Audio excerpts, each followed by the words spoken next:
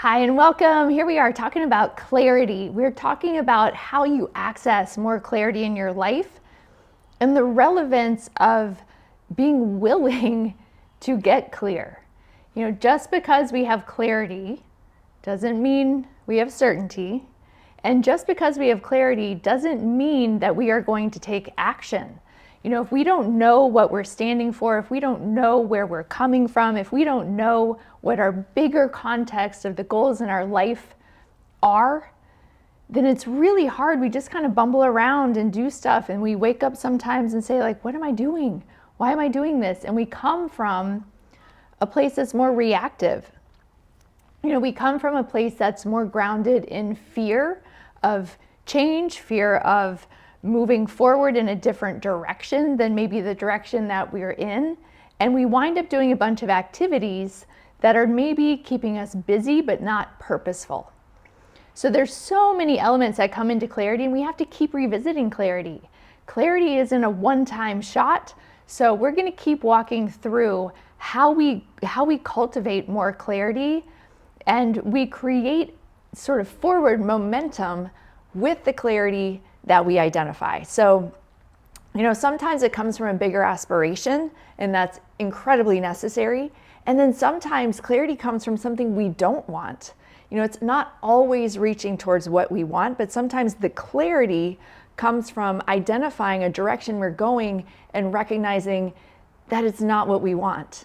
So I want to invite you to do a little time traveling here to identify some of those pain points that might help you laser in your focus of what you're clear that you want to go towards, right? So if you think about the things that make you the most uncomfortable, the most uncertain, the most unhappy in your life right now, what are those things? What causes you the greatest level of discomfort or stress right now? So write that down. What are the things that you can identify that cause you the greatest levels of discomfort or stress, like your biggest pain points in your life? Maybe it's been ongoing, so it's sort of you're used to the discomfort. And then maybe it's something that has just really come to a head, like it's really built up to an intolerable pain point. But we have to get clear on what those are. Like, what direction do you want to go in? I've talked about the example of changing jobs, and sometimes it's easier to just keep doing the thing we're doing because that's what we know and there's some kind of benefit, or we wouldn't do it at all. Maybe there's security there. Maybe there is certainty because you know how this day is going to go. It's going to look kind of like yesterday. But there has to be this willingness to look at, to face. Trent Shelton said once, you can't fix what you don't face. So we have to have the courage to face what we don't want and to be real with ourselves and to kind of take off the veneer of it's going to be fine, I'll just keep doing this thing. And we have to be willing to face the thing. So when we look at what is creating the greatest amount of stress or discomfort in your life right now, identify that, look at that. What is that? For some of us, maybe it's because I haven't been showing up for my physical health. And if that is the case, we have to face it. Instead of avoiding the pain of looking at it, we have to face it. Is it a relationship that is not creating joy, creating more of what you want in your life? Is it a place? Is it a circumstance? Is it something that you are allowing yourself to be in a certain way? That's such an important point, right? The circumstances can be the circumstances, but the circumstances create a response within us. So we have to look at, secondly, what is the response within us that we no longer want to tolerate? So I'm pushing you to look at the pain points, right? Like when I was dealing with challenges in my marriage and we were actually separated and my husband said he wanted to just end it, I took some time being mad, and then I really faced something that hadn't come up before. And what I faced was that I didn't want to let go because I was really mad. I wasn't just accepting what was in the circumstance that he was presenting. I was mad about it, which was I was resisting it. And what came up for me was facing the fact that I had not been showing up the way I wanted to show up as my best self. So I wasn't able to let go. And it was easy to blame outside things, what he was doing, what this situation or that situation. But when I really looked in the mirror at how am I showing up for this? Am I being the best of who I am? The answer was no. And so I really wanted to revisit from a different place, a different stand, a different truth.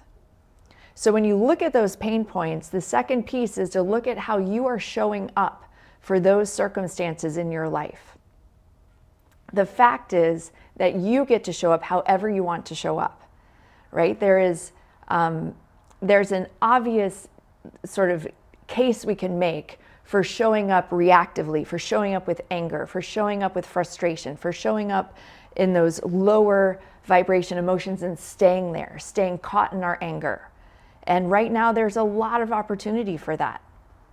And if we want to lift up and rise up and reach towards something and be clear about what we're reaching towards, we have to have a higher vision, a higher vantage point to go towards what we really want and who we really want to be. And if we can go towards who we really want to be and towards the mission and the purpose that we really want to serve in this short lifetime that we have here to do the thing, we want to experience the breadth of possibility, then we have to get clear on what we're no longer taking a stand for. Yeah, does that make sense? So I want you to be thinking about this. What are you no longer taking a stand for? What are you no longer willing to show up for? Is it certain kinds of conversations? Is it certain kinds of environments? Is it playing small? What are you clear about that now we're going to time travel, that in 5 years, let's just go 5 years from now, whatever that date is, think about that date. 5 years from now, if you're looking back and you keep doing what you've been doing in that situation, in that circumstance, in that arena, are you going to be proud and happy and fulfilled with what you see, what you've experienced, what you are creating in your life? Or do you want to change? Is there something different? Is there something better that you want to tap into? Is there something more aspirational that you could get clear on? And that clarity, while you could come up with it right now, we've got to create a mechanism in which you can tap into it every single day as a reminder of what you want and who you want to be. Right? So I have some journal prompts so you can work through all this stuff, but I really want you to consider this and just be open. If you are in a state and a way right now that you do not feel open, it's going to require that you create a different kind of openness. And sometimes we can change our mind from our mind, and sometimes we need to change our mind from our bodies. So does it mean you need to go do a workout? Does it mean you need to go for a walk? Does it mean you need to go do something, some deep breathing to change your state so you can access possibility? If you've had, I don't know when you're listening to this or what time of day it is, but if you've had a day full of stress, you have narrowed your focus and things don't feel as possible. We look down more, we look in more, like just closed. Options are limited.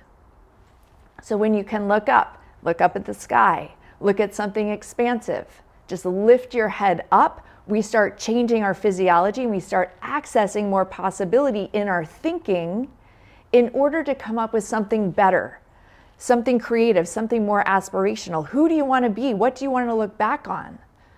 What do you want to experience?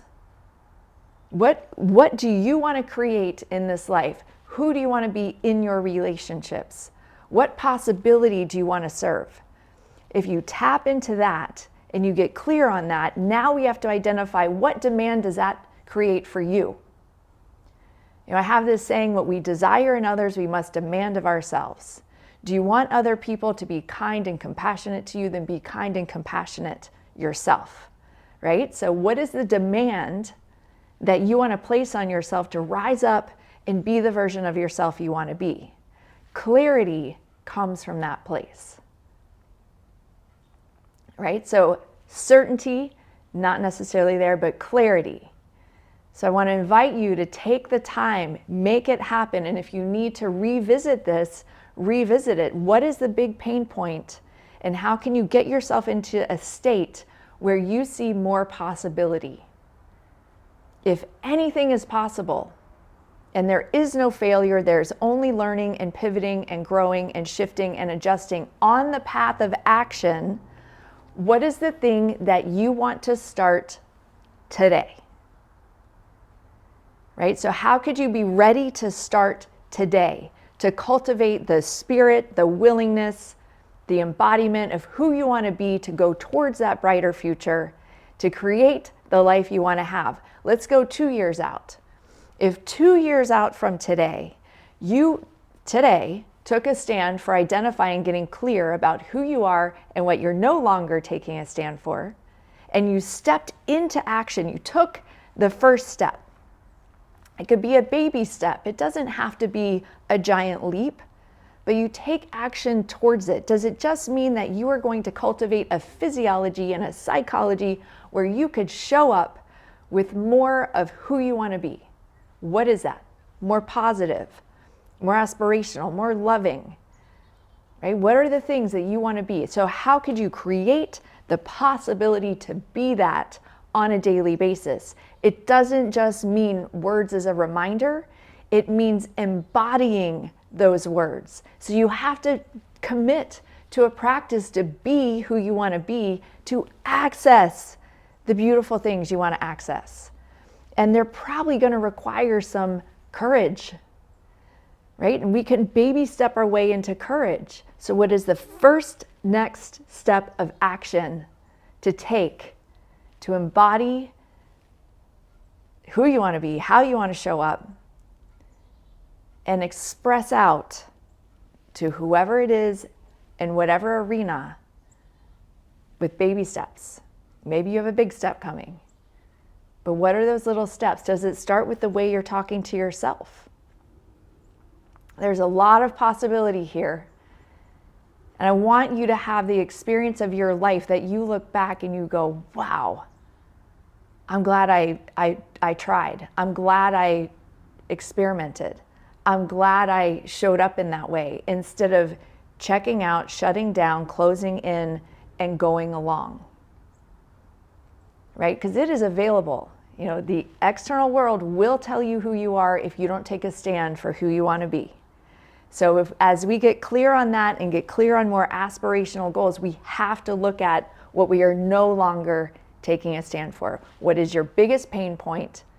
And what do you want to shift in your power to take a stand for something better?